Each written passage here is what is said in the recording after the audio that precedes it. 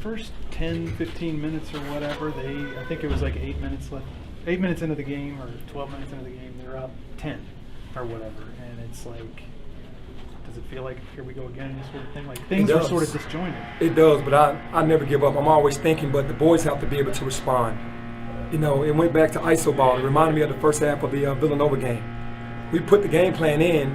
It's just these guys have always scored the basketball going one-on-one, that they break away from the offense sometimes and just try to go because they feel like they can get by their man, and then it starts to look junky. We take bad shots, then we get back on the defensive end and don't play defense the way that we should, and it just snowballs.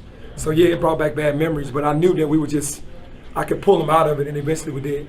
What's it going to take for all those skill sets, like you said, the iso ball and the ability to score, get buckets, to kind of come together and make your offense look more like a team? We're really struggling with that right now, and it's just going to take for them to just say, I'm sacrificing my points, you sacrifice your points, you sacrifice your points, and then guess what? It's going to all come together then. But right now, they're all trying to go out there, rightfully so, feeling like I can go by my man and get to the basket, but teams' game plans is just shrinking the court on us. Is that a result of is it selfishness or what's the cause of that? It's not selfishness, it's just being a dog. It's being where they were before they came here. They were all the man on their teams. Their teams, where they came from, needed them to score. So it's hard for them to be playmakers when they're all pretty much alphas out there on the floor. How hard is it on a night like this where JQ takes over, David goes off again, Malcolm has another really nice game, Caleb has a season high, 18 points. Is it hard to kind of single out one guy? I mean, Jaquan comes off in overtime. The only bucket of the game starts overtime with a three-pointer. Hadn't played since the 10.5-minute mark in the second half. Yeah, this is how talented we are. We just got to find it. Yeah. And that's on the guard. That's on the player. That's player-led. I can do whatever I need to do, but they got to go out there and do it. And then, you don't want to have too much of a leash on them because they're thoroughbreds. They can go out there and run, jump, whatever. And then, like you said, look at all those guys that had great games today for us to pull this out. At some point, they have to figure out how to mesh that talent together, be a little bit more unselfish, sacrifice more, and then see it all unfold. What was the reason for the starting lineup change today? I just felt like I wanted that. I felt like I wanted Ashton out there because he was shooting the ball really well, to have some respect, to try to open the floor up more for David and JQ. And then to bring Jaquan and Caleb off the bench, I wanted them to come in fresh, and then put Jaquan at the point as a backup point coming in with this size, because I've been putting him at the point for a while now. You mentioned, Go ahead. You mentioned last time, I think it was the first 2 games of the season, you wanted to shock, I think is the word you used, shock the guys who were coming off the bench, Jordan Brown and Caleb Mills. Is there some of that being your motive today or not really? I don't think it was that motive for me. Caleb asked to come off the bench because he was like, I just need to come off the bench. Had his game high today, so he said it twice, so I was like, okay, we'll do it. Jaquan, I just felt like it needed to be a shift for him because he wasn't shooting well from 2, wasn't shooting well from 3, even though he was playing good ball, just to get him going again. And didn't get him going today, but I'll figure it out. When did Caleb tell you that? Right before the Ole Miss game.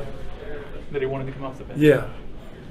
And then you didn't believe him, I guess. Nope. And then he said it again coming here, and I was like, okay, I got you. Some guys might need to see the game, might need to just kind of relax going into the game instead of starting it off. It's okay. Still play. They all play starter minutes except for Jaquan. And his defense down was the excellent. Was pretty good. Yeah, excellent. How's David's? He took an elbow thing and an ankle thing. Is he? Yeah, he re-injured his ankle. He injured his ankle in practice about 3 weeks ago, and when he spun, it just tweaked enough to get that pain back there. That it started with 3 weeks ago. But a Warrior still came back into the game and finished. How big was Jordan Brown's absence today? It was big because we lost the body, we lost the inside presence, and it was definitely big. What's going on with him? Sick. He came in, got checked out by the doctors, went back home, and we knew we were going to miss him for sure. When do you expect for him to be healthy and be back with y'all? I'm not sure. I'm hoping when we get back. I'm hoping as soon as we touch down, he's like, I'm ready to get back, that he was excited about seeing the game and that we pulled it out without him.